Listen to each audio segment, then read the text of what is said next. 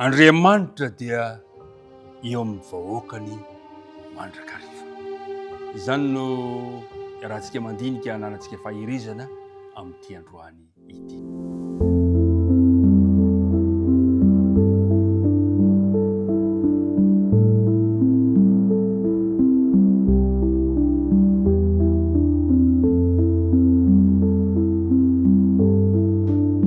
Mpiara-midinika namana isa naiza toerana misy anao dia faly izahay manolotra ny araba ho anao ary maneho mandrakariva ny fankasitrahana ny fisaorana amin'ny fanaranao tsy tapaka ity fandaharana mamitsika ity. Tononona mandrakariva ho anao anie ny fiadanany tompo. Iaraka hivavaka isika milohan'izao dinidinika izao. Andriamanitra rainay io, Andriamanitra fitiavana, Andriamanitra mahagaga, Andriamanitra mitantana ny fiainanay, misaotra anao izahay fa tsy takatry ny sainay ny alala ny fitiavanao. Misaotra ihany koa ny amin'izao fandaharana izao, misaotra ny amin'reto mpiara-mandinika amiko reto izay vonona mandrakariva ny anaraka an'izany, ary mino izahay fa ny fanena masina dia ampitoerinao aty am-ponay. Nanaraka Kristina angatana vavaka. Amen. Andriamanitra eo amin'ny vahoakany mandrakariva. Fantatsika tsara ry namana isany fa nandritra ny diabe nataon'ny vahoakan'Andriamanitra niala avy tany Egypta dia nanana ny fitarihan-dalana nataony mandrakariva Andriamanitra tamin'ny alalan'ny rahona sy andriafo. Zao no voalaza amin'ny Exodosy 7:10 ka 9:20 manao hoe: ary Jehovah nandeha teo alohany tamin'ny rahona raha atoandro hitari-dalana azy, ary tamin'ny andriafo no niala ho fahazavana ho azy andehanany andro aman'alina. 9:20 ny rahona tsy niala teo anoloan'ny olona raha atoandro, ary ny andriafo no nialina. Re mpiara-midinika namana, mahafinaritra izany. Tsy miala eo mandrakariva ny fanatrehan'Andriamanitra. Tsy miala, tsy manadino anao Andriamanitra. Ary voalaza fa amin'ny fotoana hijanonana izy ireo amin'izany dia lavitra izany, rehefa mijanona ny andro dia mijanona ny dia. Ary rehefa eo amin'ny fotoana hijanonana dia manangana sy manorina ny tabernakely eo ireo vahoakan'Andriamanitra, manorina ny lainy araka ny foko misy azy avy. Ary dia nidina teo amin'ny hevitra masina tamin'izany mandrakariva ny fanatrehan'Andriamanitra, ary dia nonina teo amin'ny vahoakany Andriamanitra. Fantatsika tsara nisy fandaminana rehefa mijanona izy ireo, dia misy fandaminana isaky ny foko napetraka tamin'izany fotoana izany. Ao amin'ny boky Nomery ahitantsika ny fandaminan'Andriamanitra amin'izany fipetrahan'ireo vahoakan'Andriamanitra ireo izany. Amin'ny boky Nomery 2 no ahitantsika ny tantara, lava ny tantara, fony fotoanantsika. Manasanao mba hamaky an'izany. Fa izy ireo dia nizara ho toko efatra. Mizara ho toko efatra izy ireo, ahitana ny fokony Joda amin'ny ilany atsinanana, ny fokony Robena amin'ny ilany atsimo, ny fokony Efraima amin'ny ilany Andrefana, ary ny fokony Dana eo amin'ny ilany Avaratra. Ary izy ireo tsara milaza amintsika fa samy manofahofa ny fanevany ny foko tsirairay avy, ary isaky ny faneva dia misy sary famantarana any amin'izy ireo.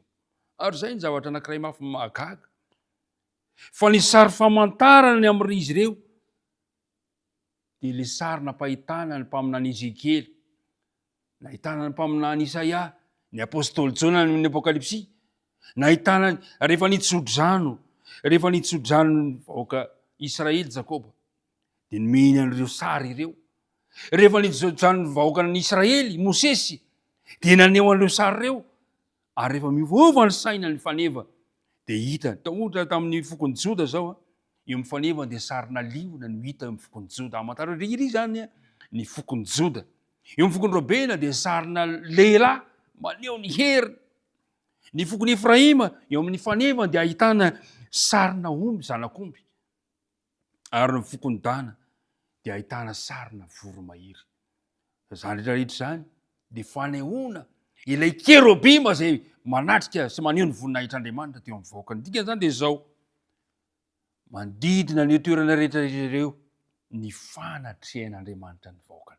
Ireo sary reo zany dia maneho mandrakariva ny fanatrehan'Andriamanitra tsy tapaka ireto vahoakan'Andriamanitra any amin'ny toerana izay misy azy. Ry mpiara-midinika namana, mahafinaritra ihany koa fa rehefa any amin'ilay Jerosalema vaovao dia voalaza fa hipetraka isaky ny foko eo amin'ny andanin'ny 4 amin'ilay tanàna ilay Jerosalema vaovao ny vahoakan'Andriamanitra amin'ny Apokalipsy 7:20 manomboka amin'ny 9:20 zany. Zava-dehibe ny afantarantsika an'izany tiana tongavana zany dia zao: Andriamanitra tia hanantona ny olona, tia mididina ny olony Andriamanitra, tia eo akaikinao mandrakariva Andriamanitra. Zao no voalaza eo amin'ny Apokalipsy 2:20, Apokalipsy 2:20 ka ny andininy 2:20 zao no voalaza an'ilay teny: ary tsy nahita tempolo teo aho, fa ny Tompo Andriamanitra dia nitsitoha sy ny zanak'ondry no tempolo.